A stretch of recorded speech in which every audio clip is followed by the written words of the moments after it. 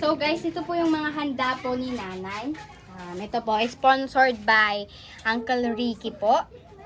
Ano yan? Anong handa yan? Spaghetti guys, ito po ang sponsor ni Uncle Ricky. Ito naman po is pansit kay Auntie Salve, kay Uncle Bong po, panganay na anak po nila. And ito po, yes, kay Tita Marilo po, lumpiang Shanghai. So ito po, kay mama po siya, kay mama po ito guys. Cake.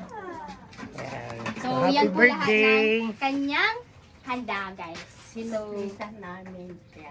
yes, surprise po. Na-surprise naman po sila. Naiyak pa. Naiyak pa guys. So, Hindi ko alam. Ang ganyan ang nangyayari pala. Ilang taon na kayo, Nay? 85 years old. and going strong. Ano yung pinaka... Anong secret nyo? Bakit kayo tumagal sa ganyang edad na? Anong maipapayo nyo? Yun ang hindi ko masasabi sa inyo ako dahil naabot ko itong edad.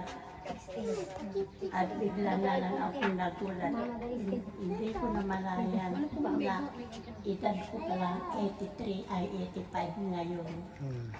Dahil itong mga apo ko, hindi ko alam na ganito ang gagawin nila sa akin, mga tiya nila, mga pinsan nila, nandito yung mga apo ko ay Merlin.